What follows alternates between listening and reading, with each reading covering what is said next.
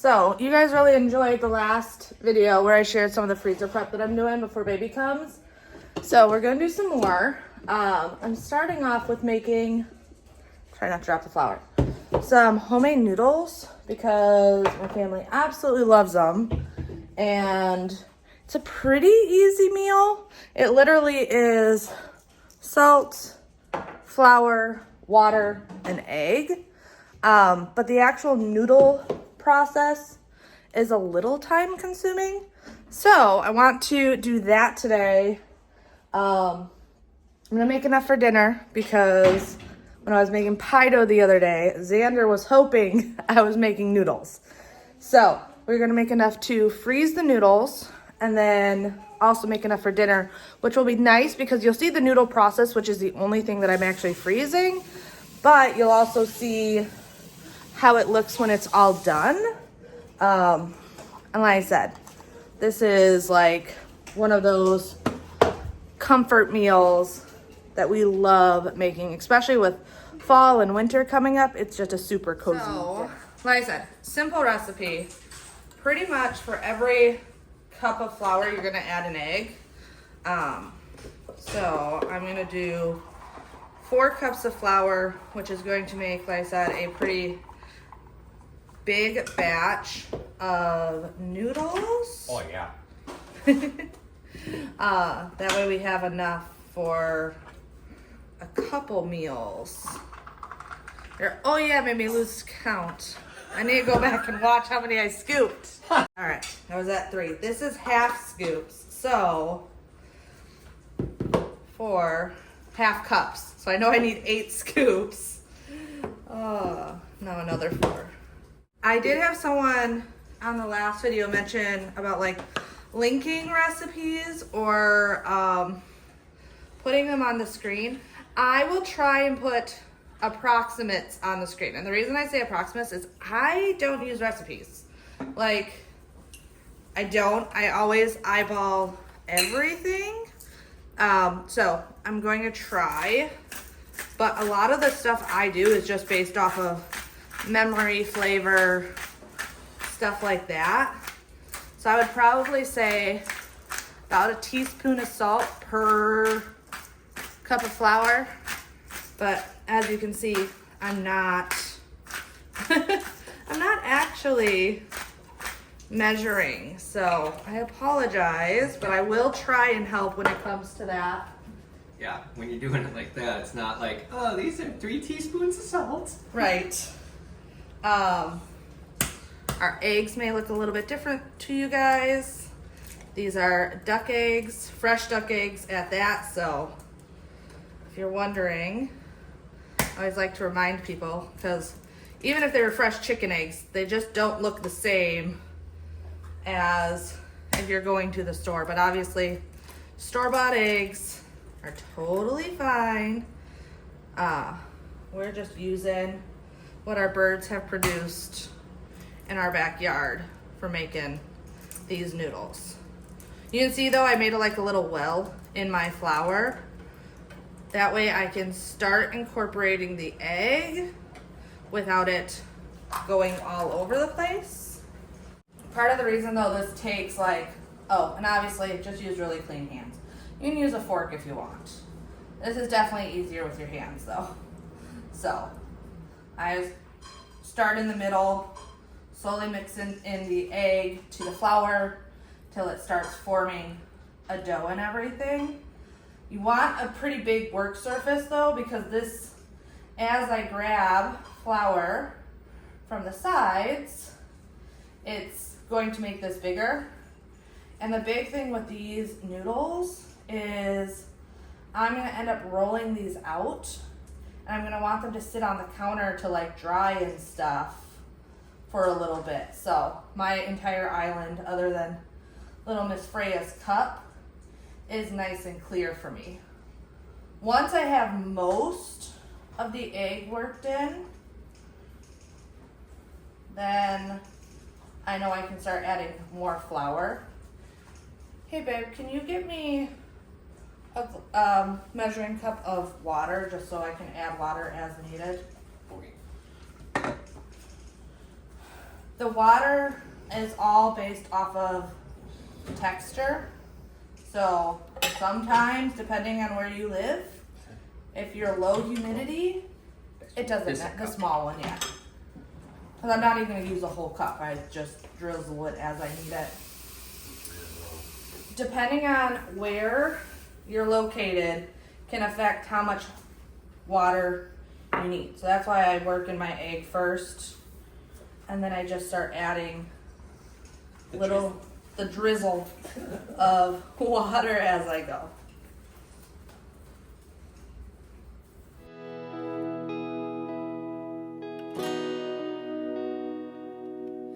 Hours from dawn as I'm driving at night, waiting to get somewhere.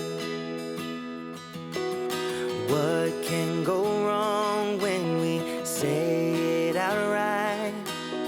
I really wish you were here. People seem to know just where they're headed. Alright, so this is a pretty dry dough, but I do let it sit on the counter for like 30 minutes to an hour with a clean towel over it. I got the towel a little damp. And then any moisture is going to start absorbing into the drier parts of the dough. So, I said kind of what it looks like. It's all combined in. There's a couple pieces on the counter, not a big deal. And then in about an hour, 30 minutes, I'll come back and start rolling it out and shaping it. All right, so it's been about 30 minutes to an hour. I don't know, I lost track of time. So I'm gonna start rolling out this dough. Yeah, so it's hard to explain. You guys are seeing this on video, but like you're gonna notice after it's sit, like it doesn't feel as dry. It feels like it's that dry flour, a lot of it has absorbed into it.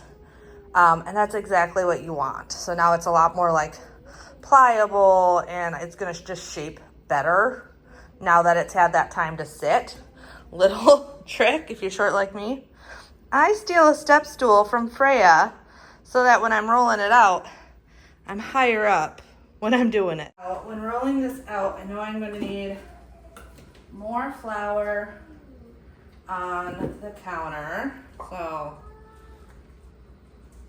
like I said, you need a pretty big workspace when you're doing this. So, especially if you're making a huge batch like I am. Obviously, if your batch isn't as big, your surface space doesn't have to be as massive. I try and shape it and start it with my hands first. Like I said, this is one of those meals that the hardest part is making the noodles. Like this is time consuming, energy consuming. I don't know, rolling out pasta, it ain't for the faint of heart. So we're just going to start it like this, and we're gonna wanna get it pretty thin. Like, you want it thin.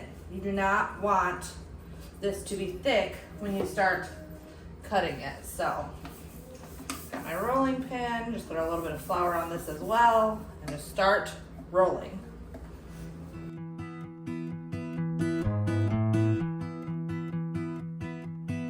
Everybody has their job, 9 to 5, and getting drained. They settle for second best, scared to risk what the future might bring. What the future might bring. I hold my breath, waiting for someone to knock at my door, telling me there is. As you can see, this is pretty thin, which is exactly what you want. This is also a workout.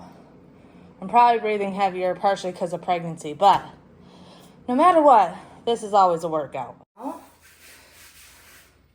Have the flour that's still around. I'm gonna put that on top.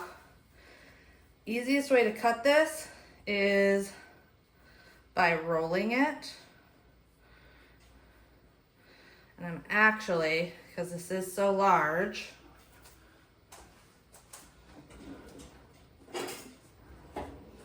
gonna roll part of it.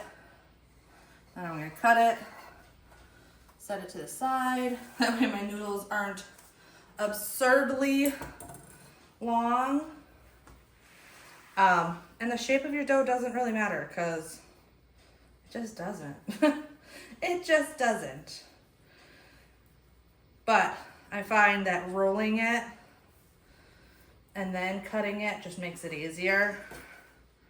So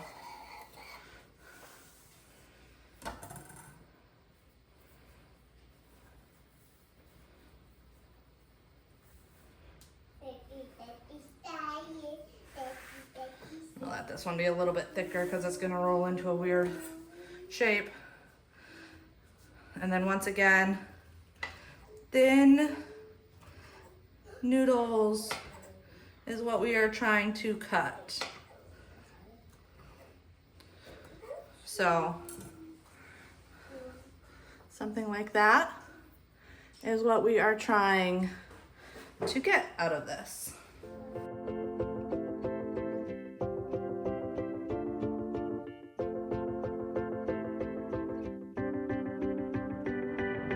I bet you'll come around, but don't get me wrong. Do what you gotta do. Do what you gotta do. I feel it in my bones. All right, and once I have those all cut up, I will then take, actually there's enough flour on the counter, at least for this batch. I'll just steal off of the counter. But so that they don't stick together, but I want them to dry out, I will toss them with some more flour. If you're also like, oh, is this thin enough? I always go on the caution of make it thinner, because I've never really had noodles that were too thin, but noodles that are too thick, you really, really don't want. So if you're questioning if they're too thick, make them thinner, because the likelihood of you making them too thin is highly unlikely. So I'm gonna leave this batch for tonight. So I'm gonna put that on the side, and then we're gonna cut up these others for the freezer. So I put my noodles to the side, and I'm now gonna prep the broth for dinner tonight. The celery is on the verge of definitely needing to be used. So I'm gonna chop up the celery I had. You though can do this as fancy or as basic as you want to.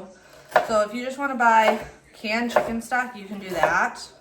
In this pan over here, I have 2 frozen chicken thighs, bone in, skin on, everything. It's about 2 right now. I need to leave to get Bjorn from school in about 15 minutes. But I want to get this ready because I will put this on low and just let it simmer till I throw dinner together the rest of the way tonight. But I really want to let this broth just simmer. Cut up an onion. My onions are also getting real close to just needing to use them. So I'm just taking off the sides, taking out the middle that's starting to sprout. And I'll chop this up and throw this in.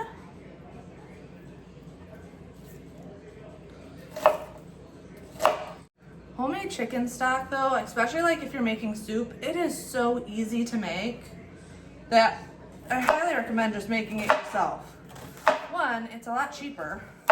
Half the time you want to put chicken and stuff in it anyway, so this is going to make the broth. Also, in a couple hours I'll pull the chicken out and then just pull all the meat off the bone and everything and put all the meat back in. But then I have a super flavorful broth and I'm not spending a couple dollars on a jar of broth. So, got some garlic that I'm going to throw in here. Garlic in. And now I'm just gonna fill this with water.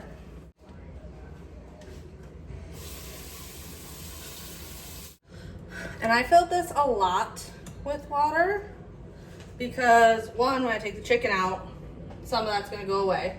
But also it's just going to condense down. I'm going to grab a packet of onion soup mix because once again, I just love these packets and they add so much flavor in just one little packet. So I'm just gonna dump that in. And I will add salt, pepper, that type of stuff later after I've tasted it and know what I think it needs and everything. And once this has had time to just like cook and simmer. It is now 2:10, so kind of perfect. We can go get Bjorn. So I brought my broth to a rolling boil. I'm gonna grab the noodles that we're using tonight, just a handful at a time, and add those in. You want it to be in a rolling boil, otherwise the noodles will start dissolving and not getting that instant cook. And we want that instant cook.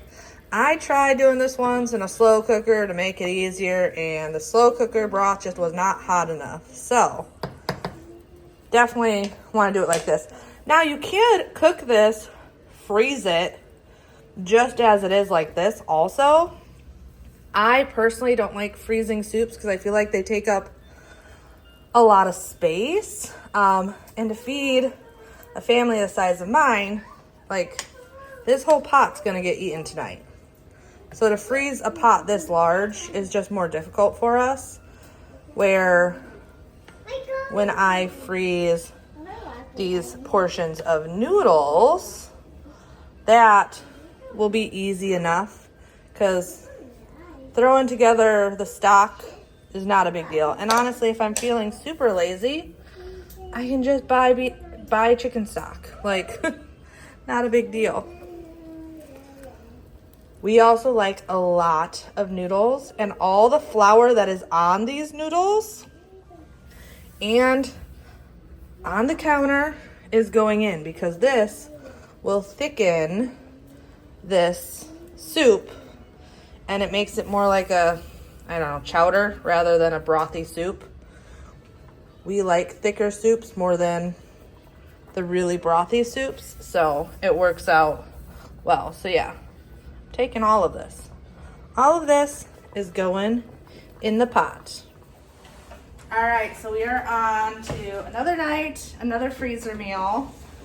So I've had you guys sending ideas for freezer meals as well as just like asking for recipes, and one of you guys asked if I had a beef stroganoff recipe, and I'm like, okay, I can do that. That sounds great. It's something I hadn't even thought about doing a freezer meal for, but I know will turn out really well.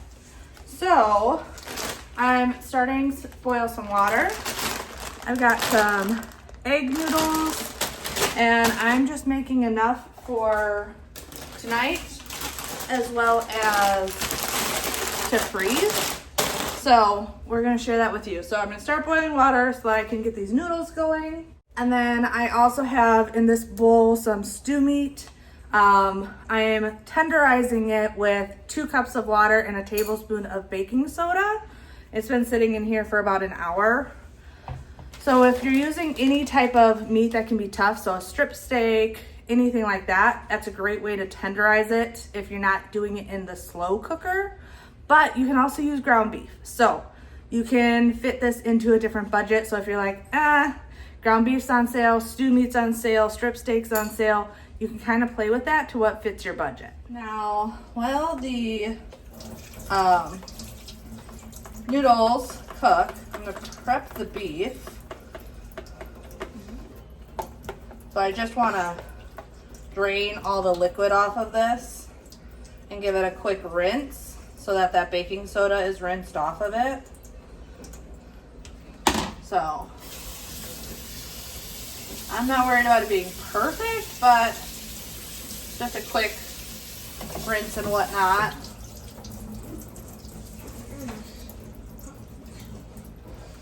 Try to get all that liquid off of it.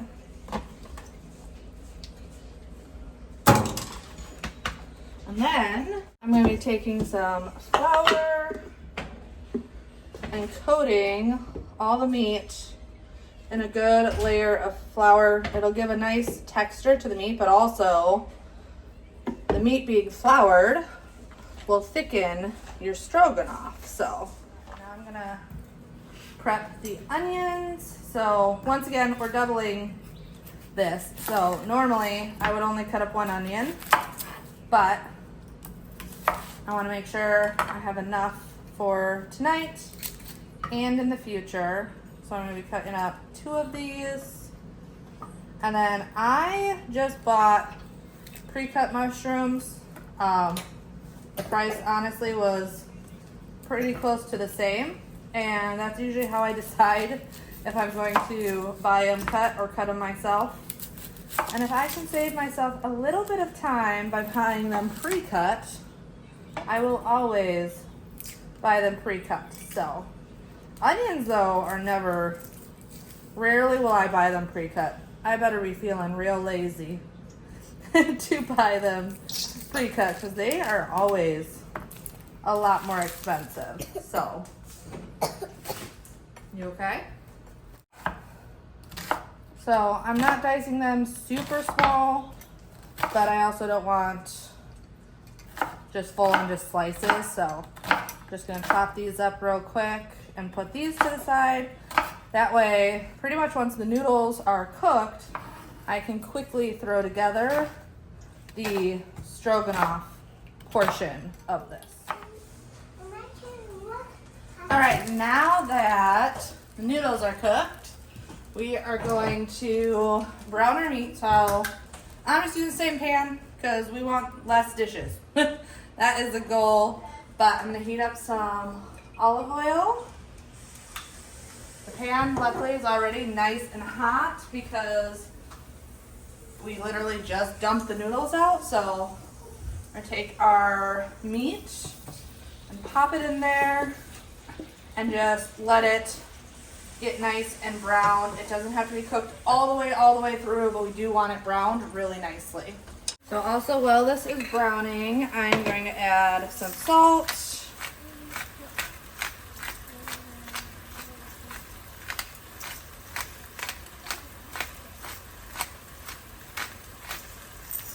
I'm going to add some pepper.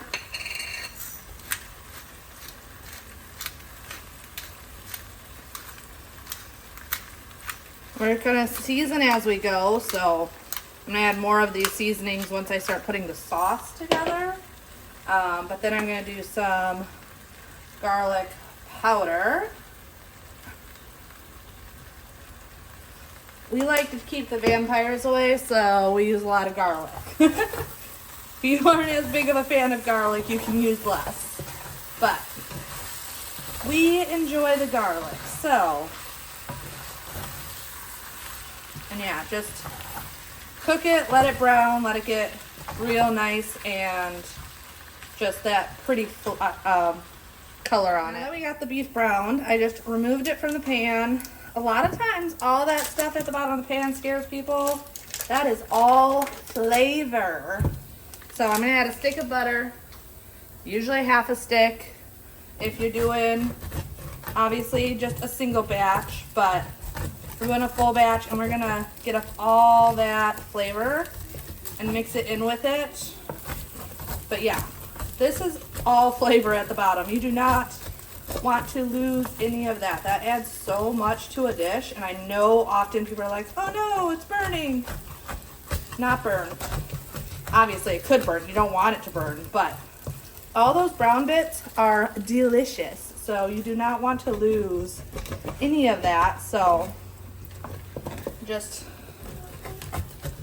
scrape it up. It's easy once you add the butter because it just all starts coming off. And then I will add the onions and let them soften a little bit before I add in the mushrooms as well.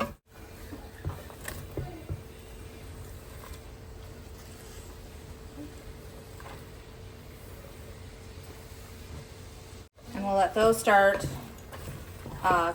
softening and cooking down and all that butter and flavor as well. All right, now I'm gonna add the mushrooms. If you hate mushrooms, don't add mushrooms.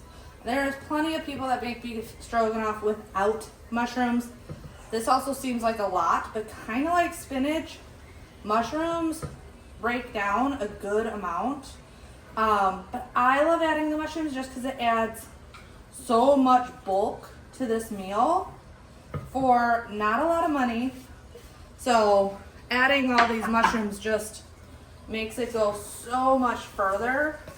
So especially if you are like trying to keep it more budget conscious, you do, like I said, a pound of ground beef and then a bunch of mushrooms, and you've just made a really like hearty meal for not super expensive.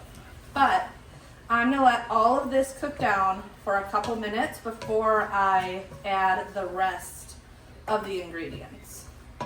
Now that this has cooked down a good bit, oh yeah, and it smells so good, I am going to add half a cup of flour.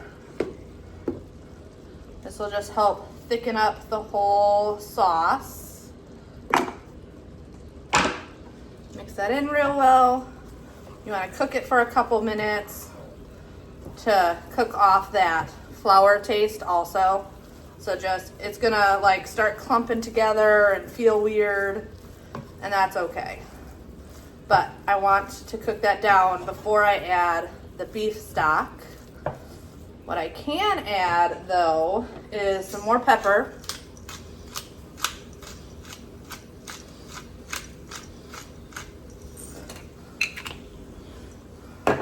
Some more garlic powder.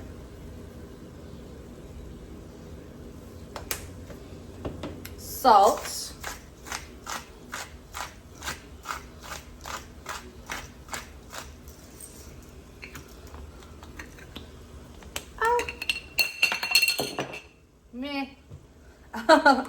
Some paprika.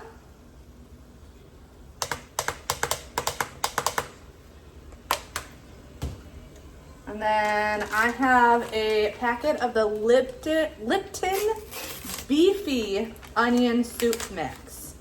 You guys know I love these packets. They are so good. Mix that all together. And then I have 2 cups of beef stock over here. You can use it from the carton. Otherwise, I have that like Better Than Bouillon paste that I mixed into 2 cups of water. So I'm gonna put that in. Give that a good mix. Looking for a nice thick consistency here. Oh yeah. Coming together so good. Then gonna add a healthy scoop of minced garlic. Minced garlic and powdered garlic does have different flavor profiles, so if you're wondering why I'm doubling up on the garlic, it does make a difference. It does, I promise you that. Oh, I love this meal. This is one of those like perfect fall winter meals that just like sticks to your bones. So good. I'm then gonna add a cup of heavy cream.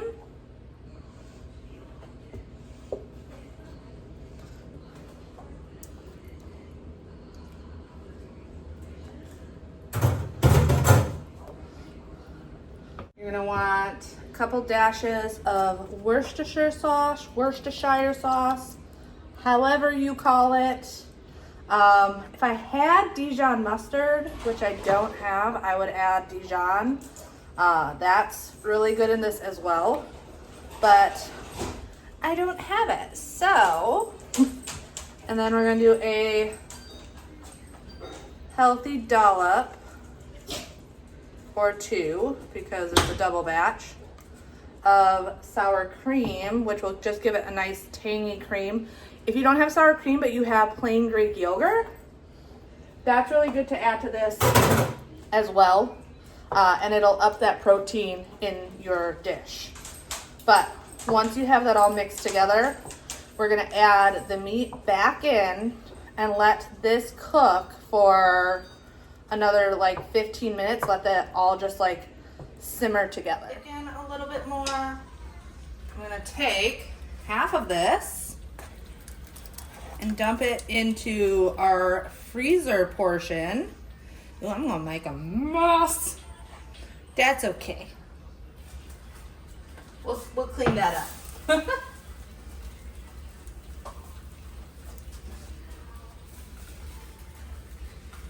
There's probably an easier, cleaner way to do than what I just did, but hey, it worked. I got it in there. Put that there for now. So I'm just gonna let this sit over top. You could also just mix it in, but I don't see a need to mix it all in. Get the stuff off the sides. Oh, it tastes so good. I'm excited for dinner tonight. But now I have easily made a whole nother meal. I'm gonna let that cool before I put the cover on it for our freezer for Bebe. And then for tonight's dinner, I'm just gonna add back in the egg noodles. Try and break them up a little because they've been sitting in this strainer since cooking them, so they're a little clumped. Put that in there. Just break up those noodles. That though. Got all those mushrooms and noodles and beef, and it just amazingness. All in one pot. Didn't make too many dishes because I did do it all in one pot. So it makes super easy. And I spent an hour, and only an hour because I doubled it, so it took a little bit more time to prep and everything. And I have 2 dinners made. One for tonight and one for once baby's here. All right, so we are making meat pies tonight. So growing up, we always called them pasties, but I'm gonna call them just a meat pie because every country pretty much has their version of a meat pie, and I know I did not make mine the exact way I was taught growing up, because growing up I kind of felt like they were dry, and I don't know, I liked them but I didn't love them. So I'm just gonna call it a meat pie. Pulling out the ingredients, I've got 2 pounds of ground beef. I'm grabbing out 2 large potatoes. And then I also have to prep the onions. And this is the pie dough that I made in my last video. So nice thing is that's already prepped. I gotta start by prepping these vegetables first. Right, so I'm gonna start just by peeling my potatoes. Like I said, these are large potatoes, so they're using a Yukon Gold or something. Probably use 4 of them. But I actually had bought these the other week for baked potatoes. So I got like the extra large baked potato ones. So I only need 2 of them. You don't have to skin your potatoes. Some people leave them on. It's really up to you. I usually I don't mind the skin on potatoes, especially when they're being diced small. However, I know Bobby and the kids prefer skinless, so I'm just gonna take the time. It doesn't take that long. It's one thing if I have like a ton of these to peel, I'd be like, yeah, no. Y'all can deal with skin. It's not that big of a deal.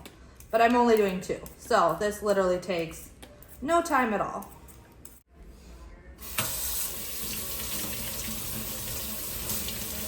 Now, for these potatoes, I want to dice them pretty small. So just do one at a time.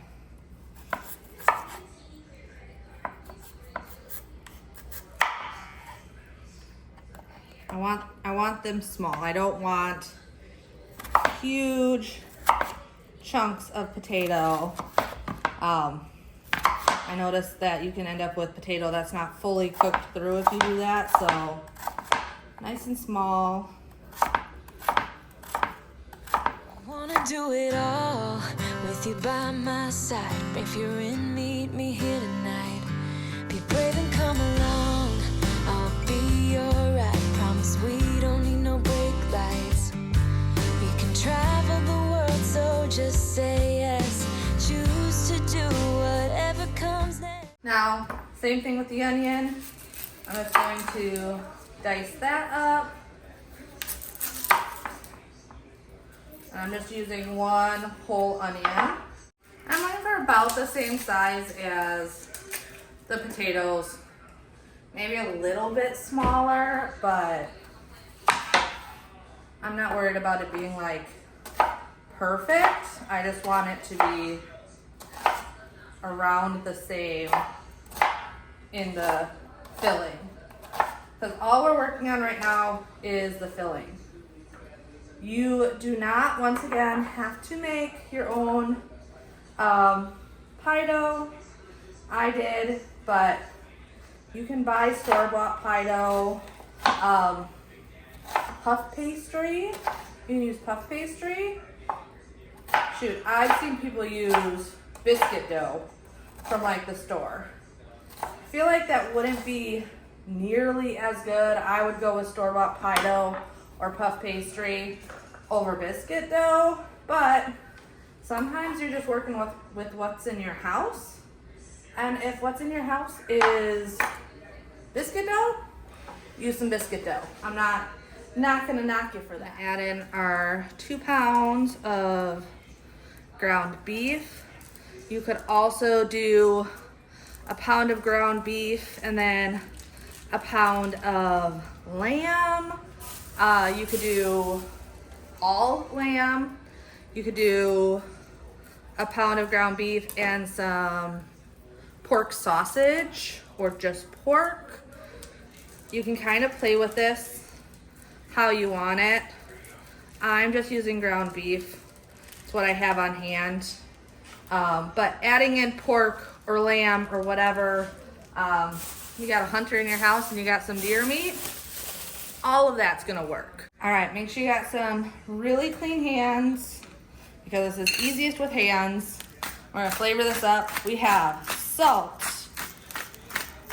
I'm adding a good bit of salt because ground beef and potatoes like to suck in all that salt.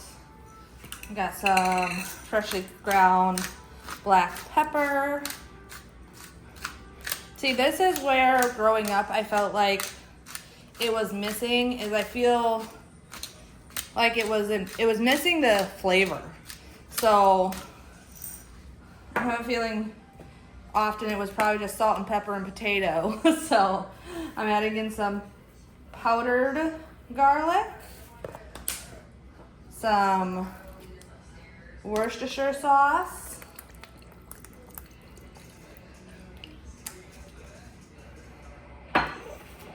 I have a packet of beefy onion soup mix that we're gonna put in there,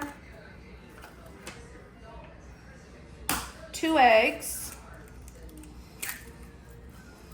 I feel like the eggs and Worcestershire and this stuff is what helps it not be so dry. This is actually very similar to how I make my, what is it called? meatloaf. I know a lot of people don't like meatloaf, and I feel like often the only reason people don't like meatloaf is because they've had it where it's dry with no flavor. So pretty much the only difference is I'm not adding breadcrumbs to this. This is minced garlic. Garlic, add with your heart. If you love garlic, I add a lot of it. And then we are going to add some, if I can open this, ketchup.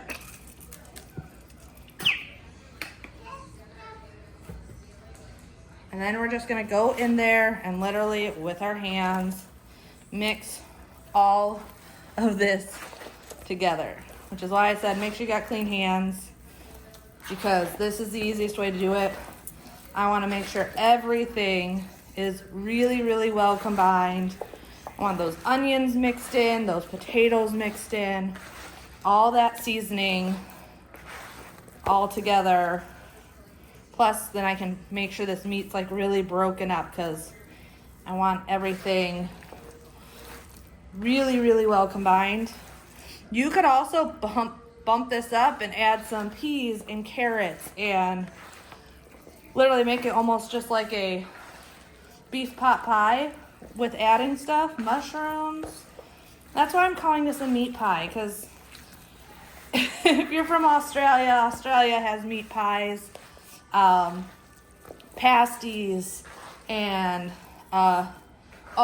you've seen the recipes from the African meat pies. Those always look so good. Growing up, going to Irish Fest in Milwaukee, we always had varieties in meat pies. Like literally everyone has their own version of a meat pie. So the great thing about this is you can get so creative with flavors you enjoy, with vegetables and meat and everything. So look at this recipe just as like a building block, and you can customize it to flavors you enjoy and everything.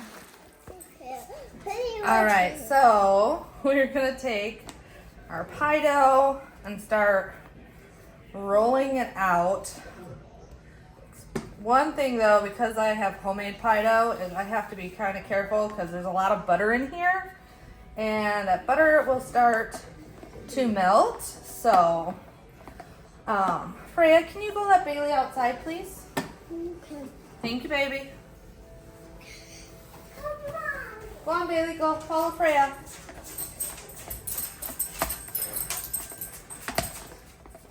I am just taking a plate. That way I can cut out the discs to do this.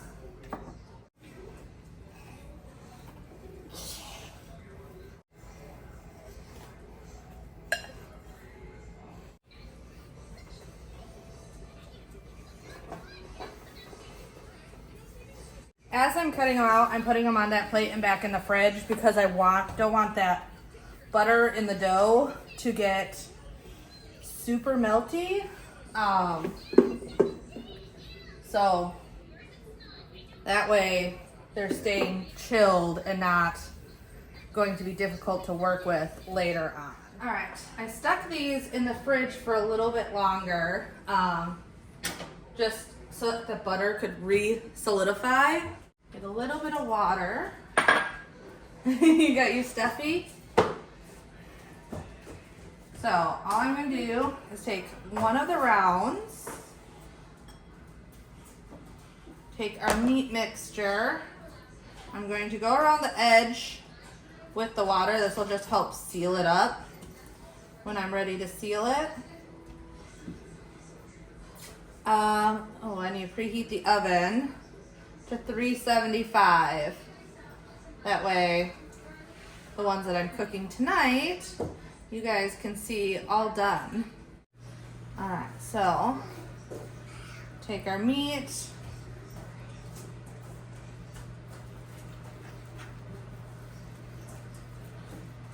That right in the middle.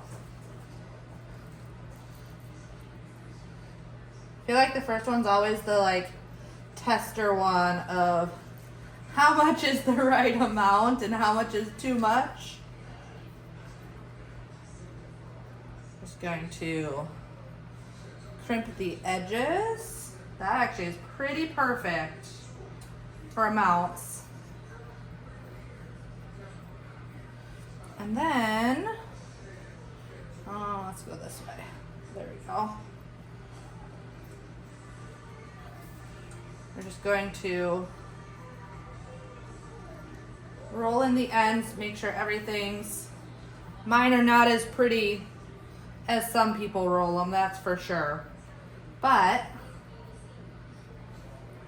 roll in those ends, and you got this nice little meat pie that I'm just gonna put on my sheet pan. It's an oiled sheet pan, so that doesn't stick, otherwise just parchment paper or whatever. I just oiled my pan. Figured that'd be easy enough.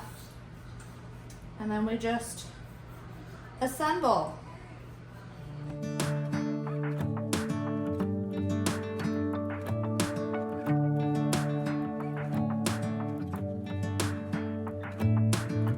I'm driving, you're smiling, just really doing nothing. That's the thing I like about you.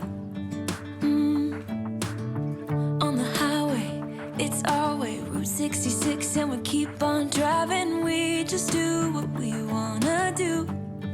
Yeah, no, nothing's complicated with you. Freeze these. I am starting with them in these tins, but what I'll end up doing is put them in the freezer like this. That way they get nice and frozen and hard. And then I'll put them in a gallon size Ziploc bag. But this is just going to be easiest to get them frozen first. Because if I put them in a Ziploc bag like this, they're going to end up sticking together. So put them in the freezer for a couple hours. Later tonight when I remember, I'll change them and put them into freezer bag. And then for the ones we're doing tonight, I'm just going to poke 3 little holes in them. This allows them to steam and not burst open. And then I'm also going to take an egg wash and egg wash them to give them a nice golden brown. They'll cook in the oven for 30 to 45 minutes. I'll have to keep an eye on them just to make sure that they don't burn, but they get nice and golden brown. All right, all done. Beautifully golden brown and delicious. We serve ours with ketchup. It's just what I grew up doing, is you serve them with ketchup. And I'll probably make some broccoli to go with it, but absolutely amazing and turned out perfectly. Alright, so this video doesn't get so long. We're gonna end it with those 3 recipes. I'm just kind of just basing it off of how long this got. So that's 3 nights that I was able to double my regular recipe and make dinner, as well as a freezer meal for when baby comes. Hopefully you guys enjoyed today's video. If you did, don't forget to like, comment, share, subscribe, all the things, and we'll see you next time. Bye.